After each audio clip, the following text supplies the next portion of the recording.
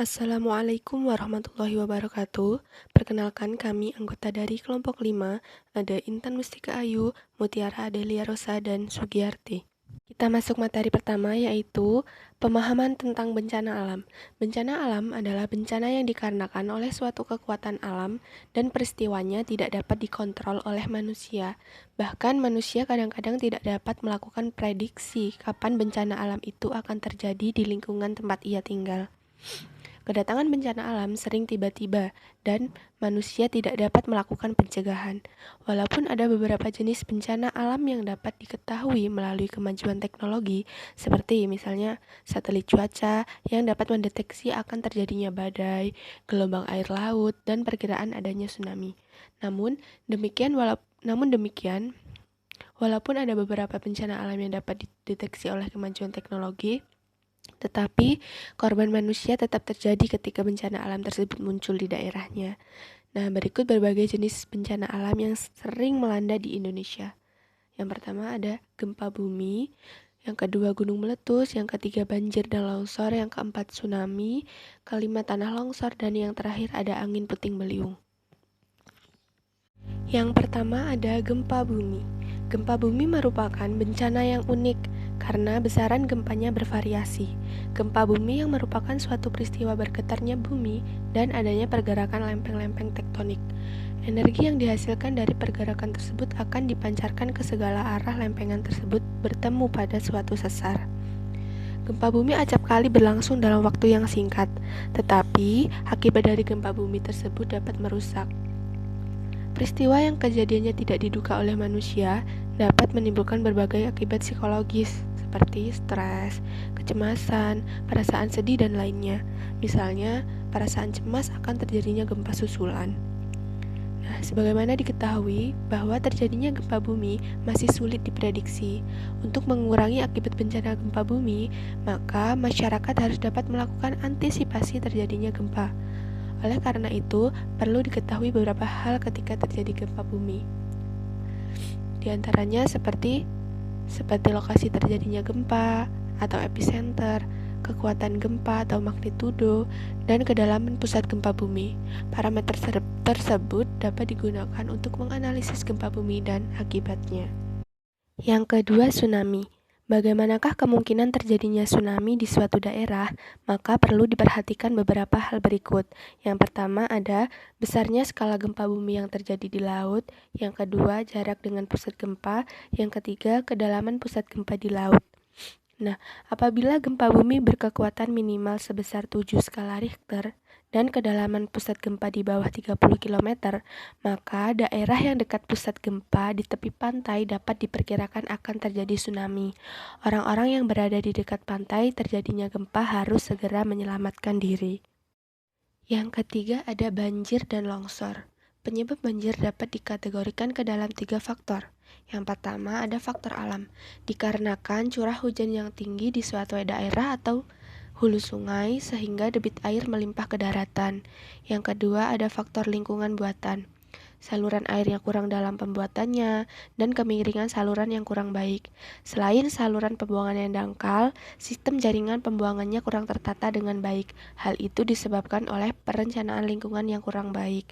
Yang ketiga ada faktor tingkah laku manusia, merupakan faktor yang sangat memprihatinkan. Tingkah laku seenaknya dari manusia dan masyarakat ketika membuang sampah sembarangan, tidak pernah memikirkan akibatnya untuk orang lain. Longsor. Longsor merupakan salah satu bencana yang kerap melanda di Indonesia. Faktor penyebab terjadinya longsor lebih banyak disebabkan oleh tingkah laku manusia. Manusia melakukan penebangan pohon-pohon kayu, baik di hutan maupun di kebun. Sebagai akibatnya, maka tanah akan kehilangan penahanan ketika hujan lebat datang. Permukaan tanah terbawa oleh arus air hujan. Sedikit demi sedikit tanah akan terbawa oleh hujan, dan pada tanah yang berbukit, maka peristiwa longsor pun akan terjadi.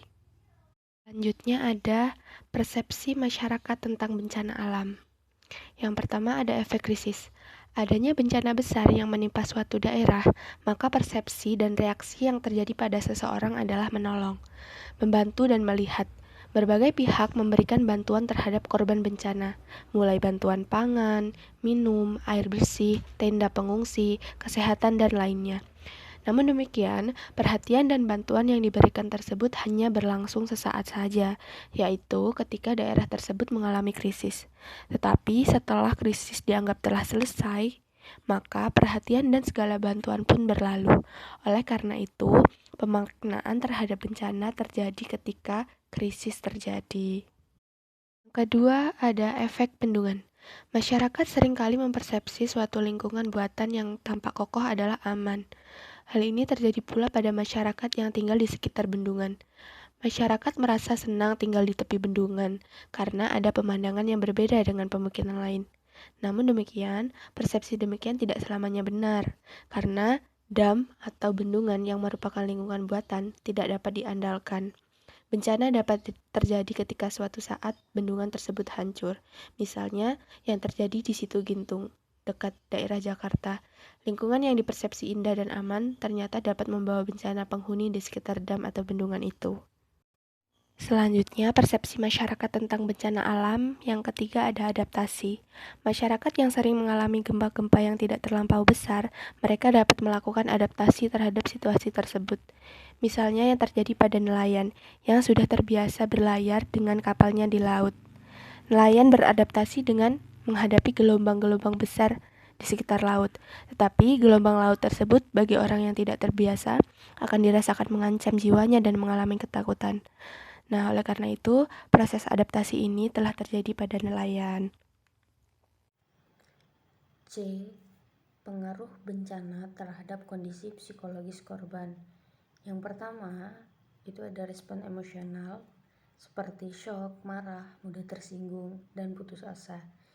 Yang kedua ada fisik seperti kelelahan, gangguan tidur, dan kecemasan.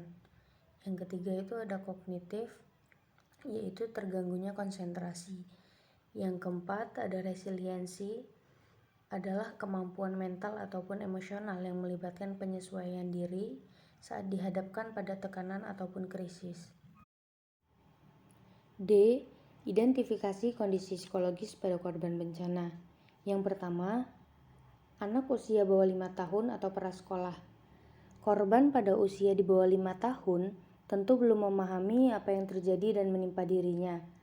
Tapi kepekaan terhadap kondisi lingkungan yang berbeda tetap ia rasakan. Seperti sedih, menangis, cemas, mudah tersinggung, dan gangguan fisik seperti sakit perut, gangguan pencernaan, gangguan berbicara, dan sulit untuk tertidur. Yang kedua, anak usia sekolah 6-12 tahun.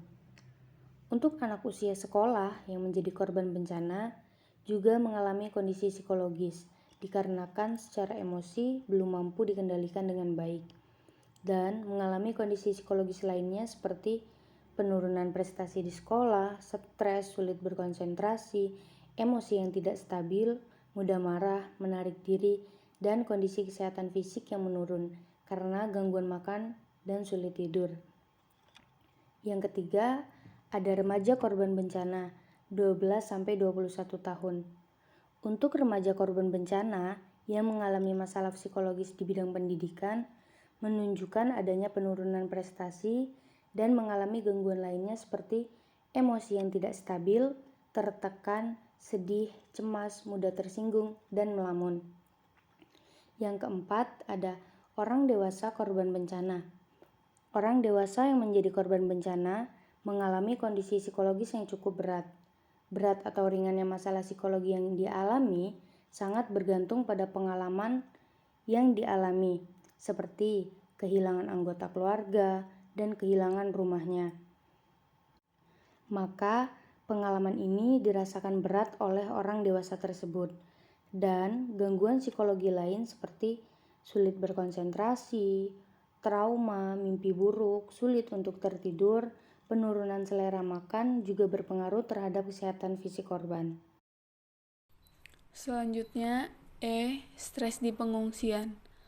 Masalah psikologis yang muncul di tempat pengungsian adalah stres akulturasi. Sebagaimana diketahui, di tempat pengungsian terdiri dari banyak orang yang mungkin tidak dikenalnya. Korban bencana yang tidak terbiasa bergaul dengan orang lain selain orang yang dikenalnya, maka kehidupan berinteraksi di tenda pengungsian ataupun tempat pengungsian dapat menjadi stres tersendiri.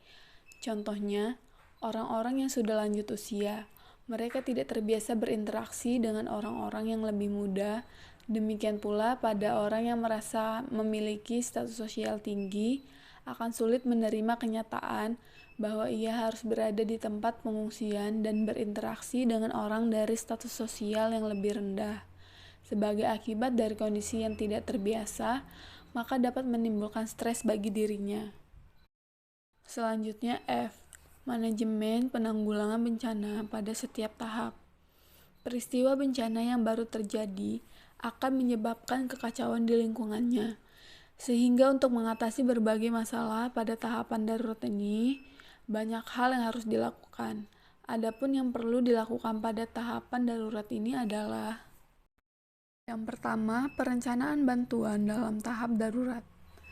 A. Perlu adanya pemetaan mengenai lokasi bencana, tempat-tempat yang aman untuk evakuasi, sumber air bersih, cara-cara mengevakuasi korban meninggal dan luka-luka, persiapan kantong jenazah, ambulans untuk yang luka, pos-pos tempat pengungsian, dan sanitasi di tempat pengungsian, dan sebagainya.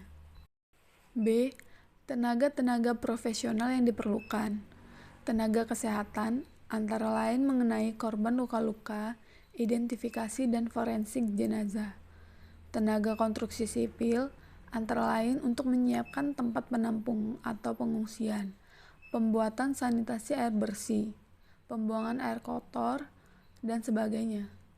Militer, antara lain untuk evakuasi jenazah, dapur umum, peralatan berat, transportasi untuk mobilisasi tenaga atau personel, dan sebagainya.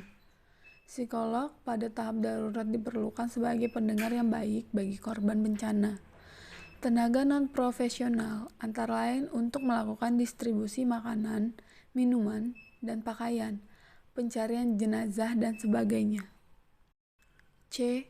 Tindakan yang dilakukan oleh berbagai tim tersebut seharusnya sudah jelas tugas-tugasnya.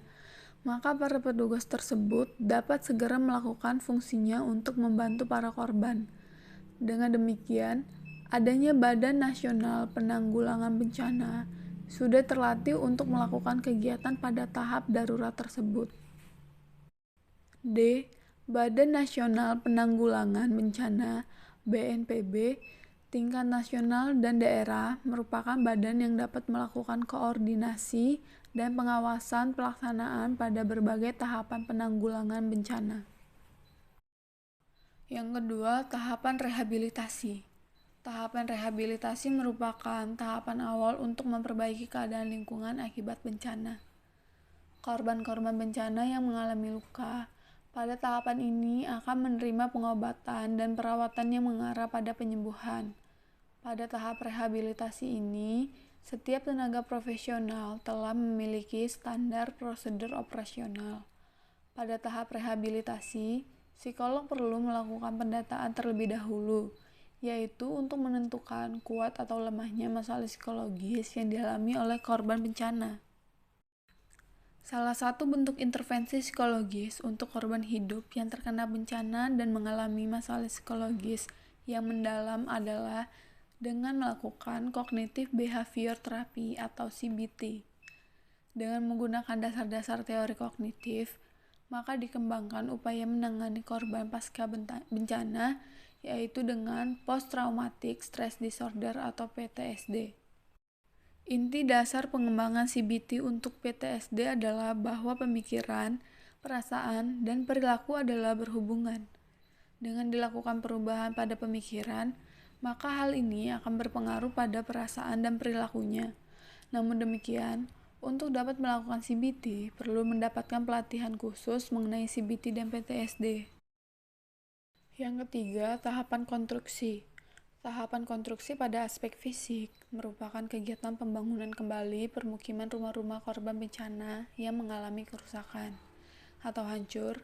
Pada fase ini, tenaga profesional yang berkecimpung dalam perencanaan lingkungan dan konstruksi bangunan sangat dibutuhkan. Daerah bencana yang mengalami kerusakan berat sudah barang tentu amat membutuhkan bantuan dari berbagai pihak. Kerusakan lingkungan yang berat akan sulit apabila harus dibebankan kepada para korban bencana. para korban bencana belum dapat hidup dengan baik pada fase konstruksi.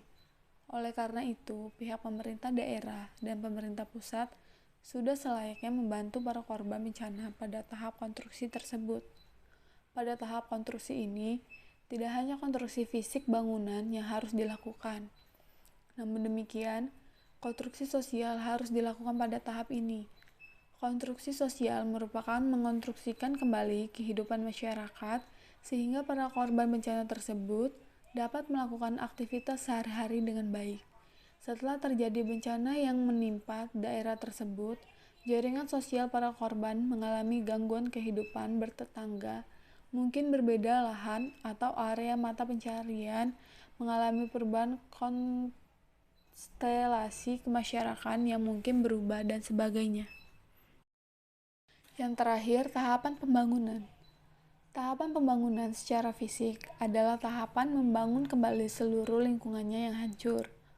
Pembangunan permukiman, infrastruktur, saluran air, listrik, telepon, dan sebagainya.